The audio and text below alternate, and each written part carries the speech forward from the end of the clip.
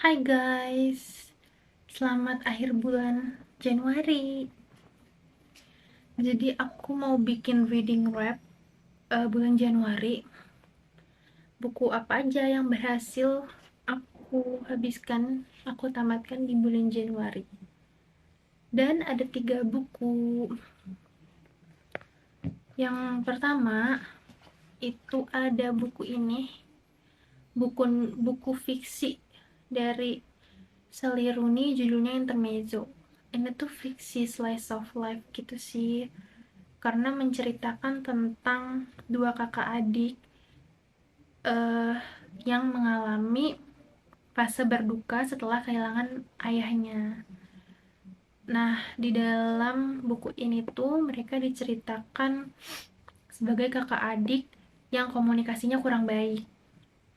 Terus juga yang sama-sama masih struggle sama diri sendiri, kayak karirnya gimana ya, kisah percintaannya gimana ya, terus aku nih hidup bakal gimana ya, gitulah pokoknya tentang kehidupan.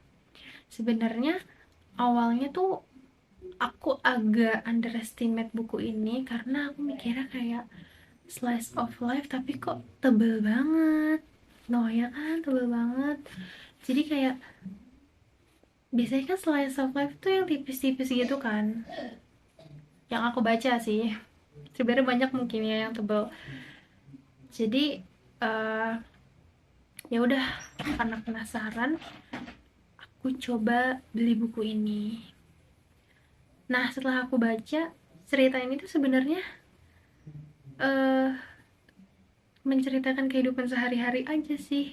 Kayak gimana kita tuh bingung sama karir kita, bingung sama kisah percintaan kita, bingung juga sama kayak aku nih orangnya gimana ya, aku nih kayak gimana ya orangnya. Gitulah intinya. Jadi karena mungkin ini tentang kehidupan sehari-hari dan diceritakan sangat detail emosinya, jadi buku ini tebel, makanya tebel gitu ya. Gitu. Dan ini tuh bukunya tuh nggak ada tanda kutipnya gitu loh. Kelihatan gak sih? Nih ya kalau kelihatan. Dan itu gak ada tanda kutip sama sekali. Jadi cuman ada titik sama koma. Titik, koma, sama tanda petik.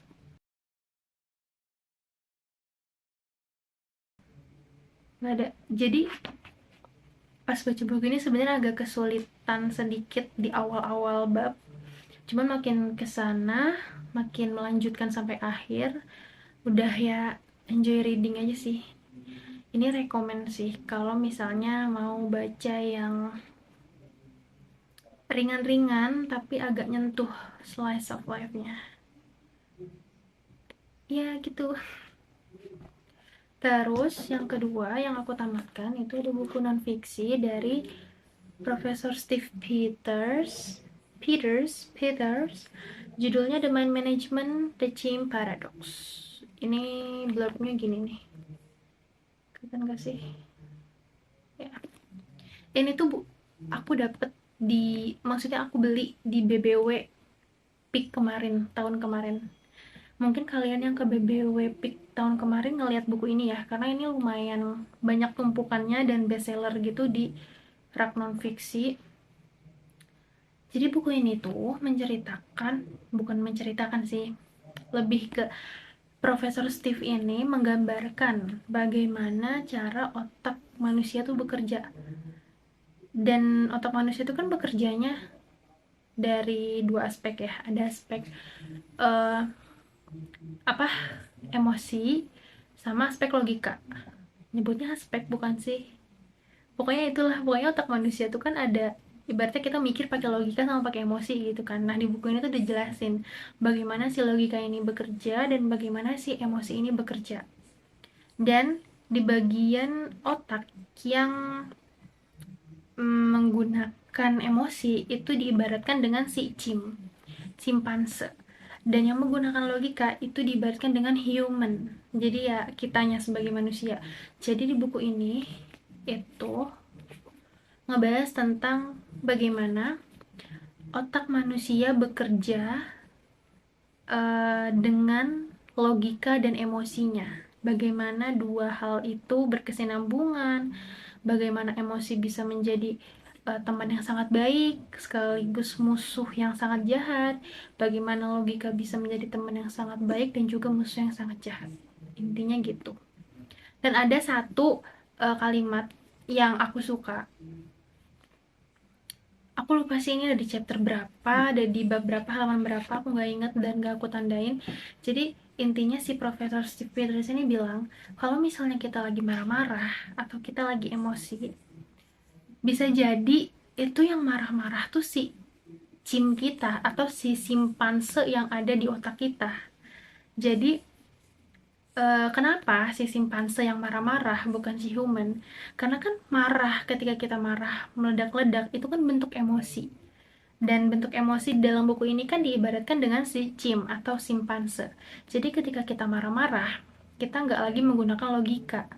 Kita udah pakai emosi kita. Berarti yang marah-marah itu si simpanse dalam diri kita, bukan si human dalam diri kita. Gitu. Intinya gitu ya. Cuman satu kalimat secara gamblangnya dan jelasnya gimana aku lupa. Mungkin nanti aku cari kalau mood gitu deh pokoknya. Terus buku ketiga itu fiksi lagi. Ini aku beli di Year End Sale-nya Periplus. Judulnya Asa, The Girl Who Turned Into a Pair of Chopsticks, karyanya Natsuko Imamura. Aku lupa pernah baca atau enggak buku ini, tapi kayaknya baru pertama kali deh baca buku ini. Ini tuh tipis. Bukunya tuh tentang fiksi apa ya? Fiksi surrealisme gitu loh. Kalau kalian baca bukunya Eka Kurniawan yang cantik itu luka, ya model-model surrealisme yang kayak gitu. Eh, kayaknya enggak deh. Ah, pokoknya surrealisme juga, cuman kayaknya nggak mirip sama cantik itu luka. Beda-beda, cuman ya dia surrealisme gitu.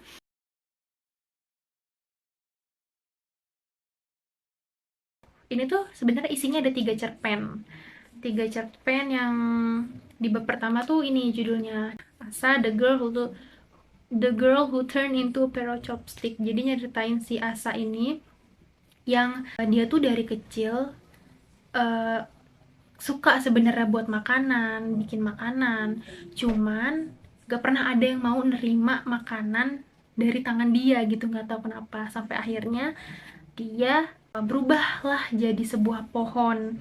Dan dia berharap dia tuh pohonnya tuh sebagai pohon yang bisa menghasilkan makanan gitu, kayak pohon buah, kayak pohon sayur. Pohon sayur, ya pokoknya gitulah, yang jadi tanaman yang bisa menghasilkan makanan biar dia tuh bisa ngasih makanan ke orang-orang gitu, karena dari kecil nggak ada yang menerima makanan dari si Asa ini. Tapi dia malah berubah jadi pohon kayu gitu loh, yang dimana batangnya itu bisa jadi sumpit, bisa jadi chopstick gitu. Itu cerita pertama. Cerita kedua dan cerita ketiganya kalian baca aja sendiri karena ini bukunya seru kok dan tipis juga, ringan juga, lumayan ringan walaupun dia uh, surrealismenya agak agak lumayan gitu ya, lumayan apa ya menurutku. Nggak tahu sih, pokoknya aku selalu emes aja sama bacaan yang ada unsur-unsur surrealismenya, jadi menurutku lumayan wow gitu. Terus buku ketiga yang aku baca yaitu ada The Dilemma of Working Woman, karyanya siapa ya? Covernya kayak gini. Terus udah, itu aja buku yang udah aku baca di Januari 2026. So, apa ya?